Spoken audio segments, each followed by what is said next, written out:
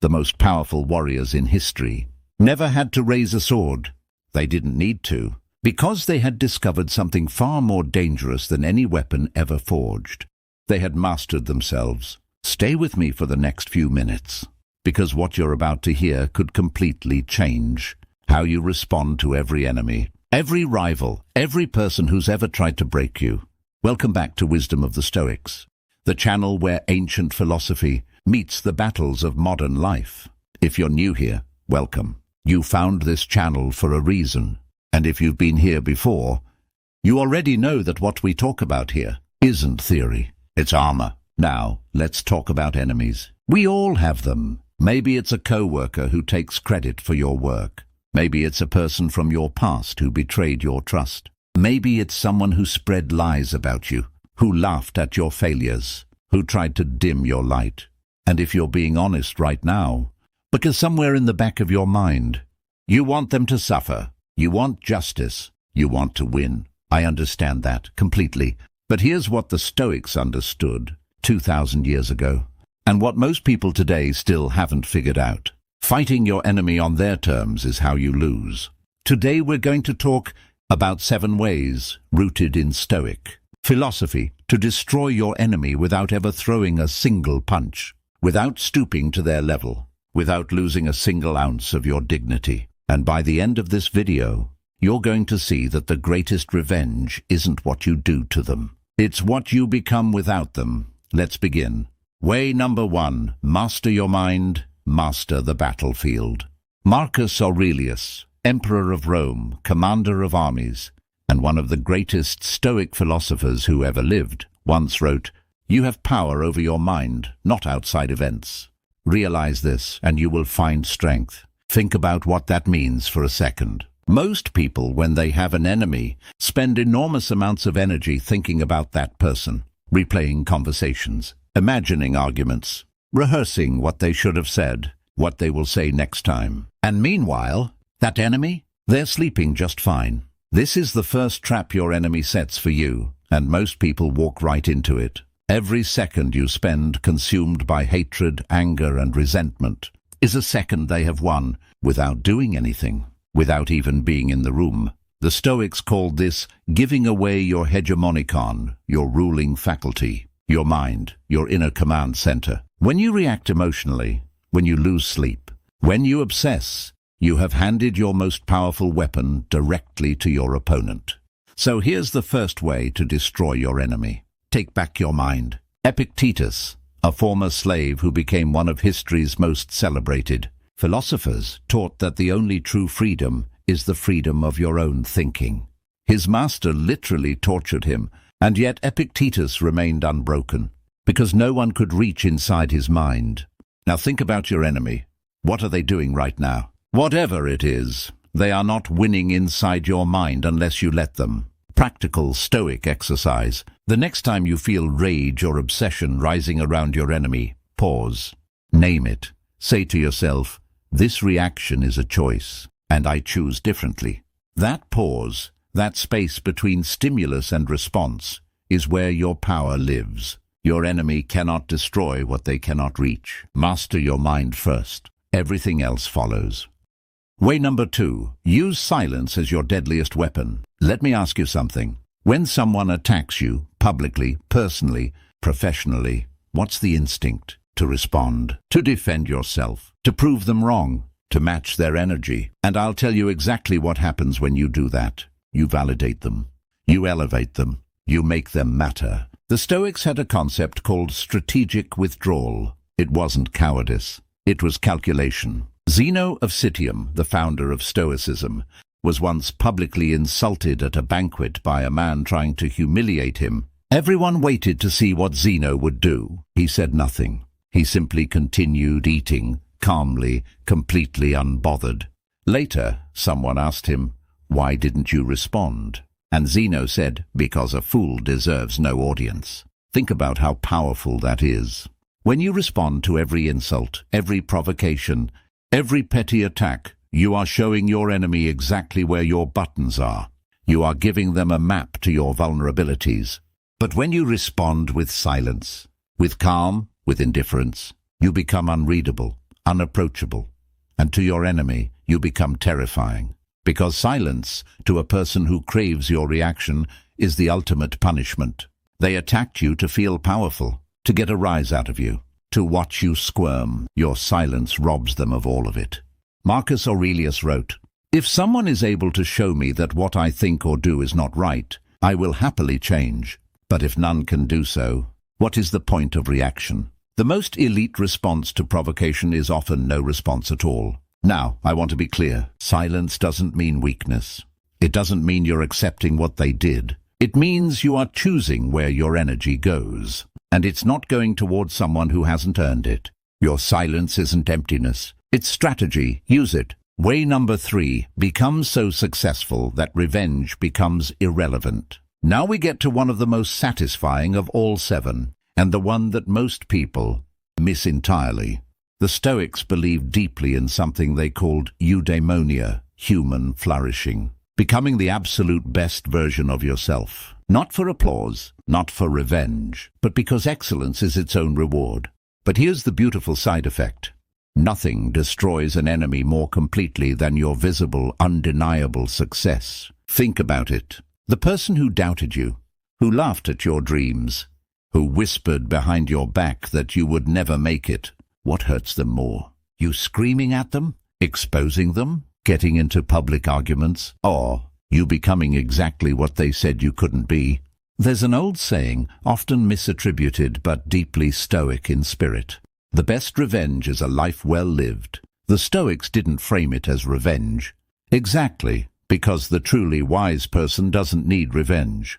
But they understood that relentless self-improvement is the most powerful response to those who tried to stop you. When Seneca was exiled from Rome, humiliated, stripped of status, he didn't plot vengeance. He wrote, he studied, he grew. And when he returned, he was more powerful and more respected than ever before. When Marcus Aurelius faced enemies at the borders of his empire and enemies within his own court, advisors who conspired against him, he didn't engage in political warfare.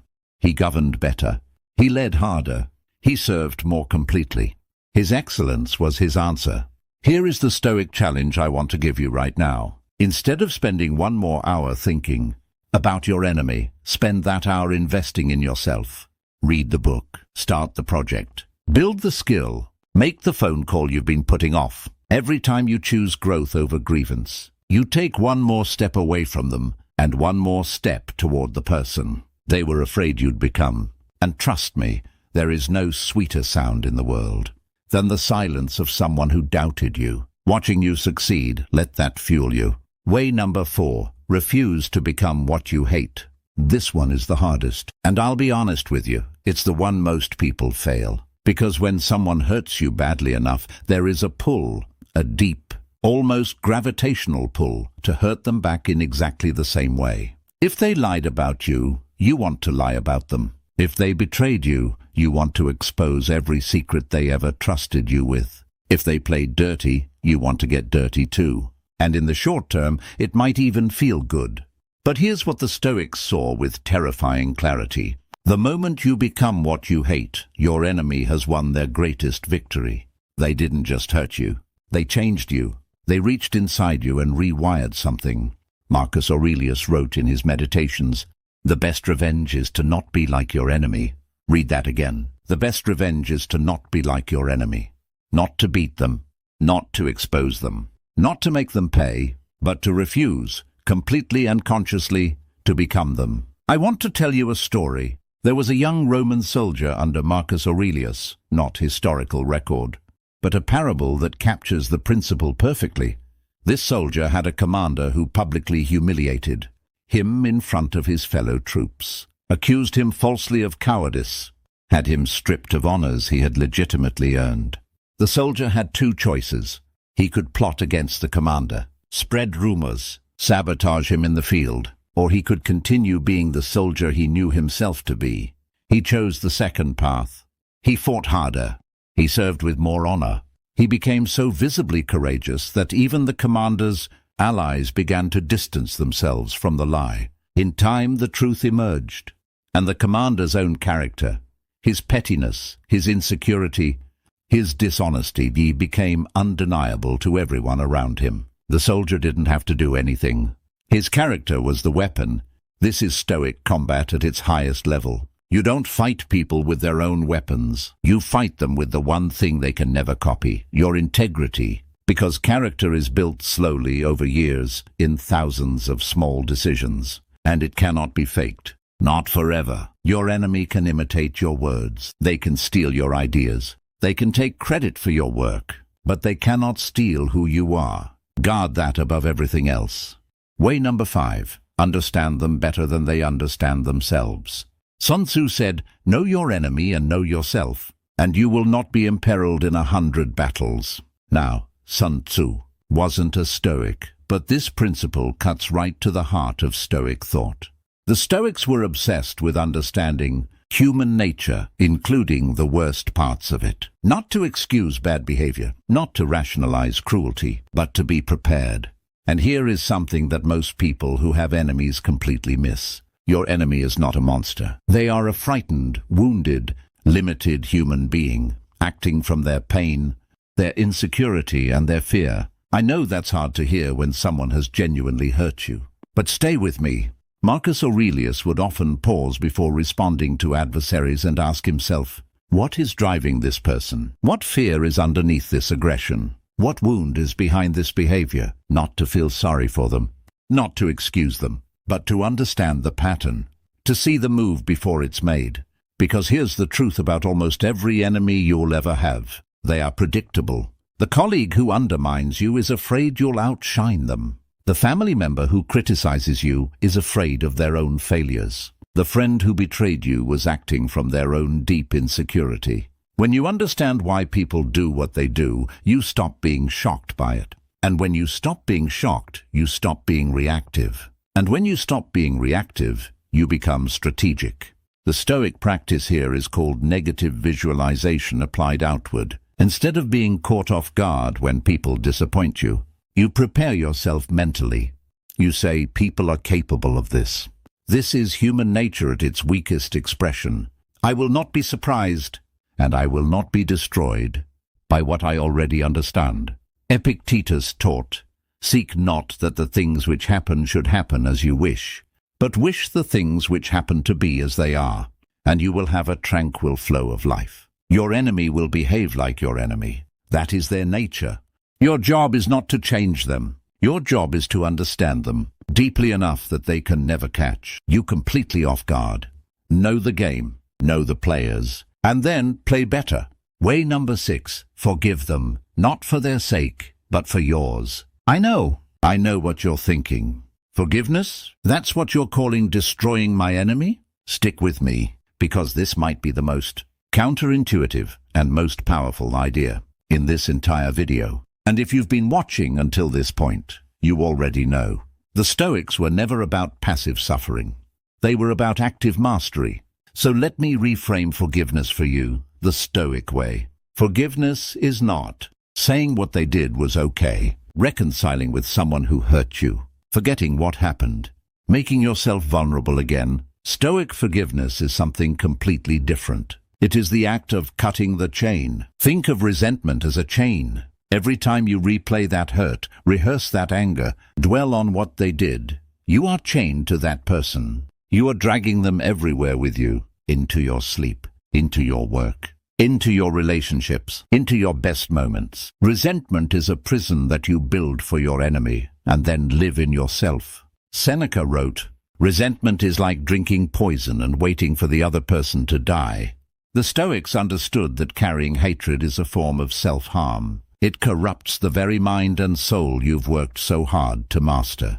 To forgive, in the Stoic sense, is simply to release the charge. To look at what happened, acknowledge it fully, and then consciously choose not to carry it forward. Not because they deserve your peace. Because you deserve your peace. There's someone watching this right now who has been carrying something heavy for a very long time. Years, maybe. And the person who did it to you, they've moved on. They're living their life. They're not losing sleep. But you are. And every day you carry that. Every day you feed that fire. They are winning a battle they don't even know is being fought. The most radical act of power you can commit against someone who hurt you is to heal, fully, completely, without apology. Not for them, for yourself. That is Stoic forgiveness. And it is, without question, the most devastating thing you can do to someone who wanted to break you. Because it means they failed. They tried to leave a wound that never heals, and you healed it anyway. That is your ultimate victory.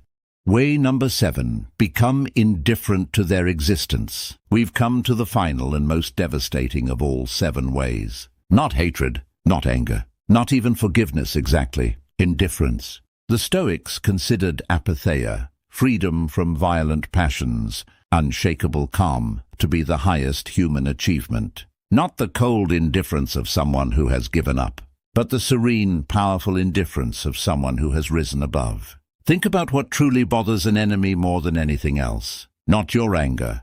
They can work with that. They can feed off it. Not even your success, though that stings. What truly breaks an enemy is when they realize you don't think about them at all. When they post something to provoke you, and you don't even see it.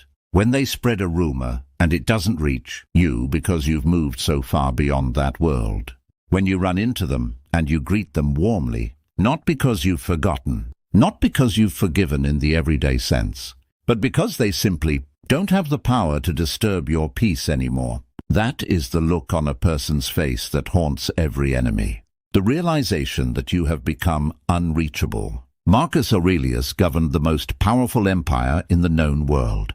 He had enemies who tried to assassinate him, advisors who conspired against him, generals who questioned him. And in his private journal, the Meditations, a book he never intended for anyone to read, he wrote not about revenge, not about punishment. He wrote about his own soul, about virtue, about duty, about the relentless pursuit of being better today than he was yesterday. His enemies were a footnote. His inner world was the story. That is what we're building toward. A life so rich, so purposeful, so deeply rooted in your own values that the people who tried to harm you simply don't fit in the frame anymore. Not because you hate them, not because you've crushed them, but because you've outgrown them. Every enemy you've ever had wanted to be significant to you, wanted to matter, wanted to take up space in your mind, your heart, your story. The final act of Stoic mastery is to deny them that significance, not with drama, not with a declaration, just by living so fully and so freely that there simply isn't room for them anymore. That is the ultimate destruction without a single blow. Let's bring it all together. The 7 ways to destroy your enemy without fighting.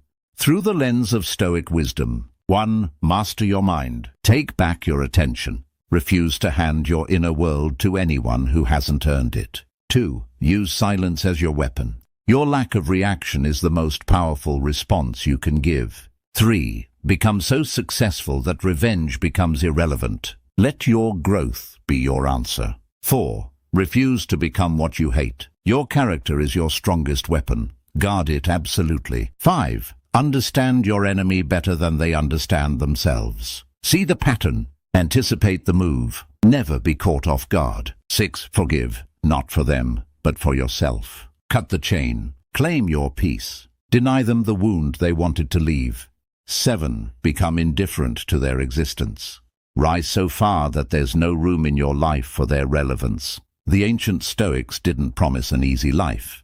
They promised something better. A free life. Free from being controlled by circumstance. Free from being defined by enemies. Free from the tyranny of hatred, bitterness, and revenge. Marcus Aurelius wrote, "The impediment to action advances action. What stands in the way becomes the way." Your enemies, every one of them, have given you something. A reason to grow stronger, a test of your character, a chance to discover what you're truly made of. Use it. Before you go, I want to ask you something. Which of these 7 resonated with you the most? Is it the silence, the success, or maybe the forgiveness? Drop it in the comments below. Tell me your story. I read every single one, and your experiences make this community one of the most thoughtful places on this platform. If this video gave you something, a new perspective, a moment of clarity, even just a breath of calm in a complicated day, then do me a favor. Hit the like button. It takes 2 seconds and it means more than you know. Share this video with someone who's going through a battle right now. Not because you want to lecture them, but because you care enough to hand them something that might help. And if you haven't subscribed to Wisdom of the Stoics yet, now is the time. Every week, we bring you the ancient strategies that are more relevant today than they've ever been. You are not your circumstances. You are not your enemies. You are not what they said about you, what they did to you, or what they tried to take from you. You are the one who decides how this story ends. And if you're watching this right now, still standing, still fighting, still seeking wisdom, then trust me, you're going to be just fine. I'll see you in the next one.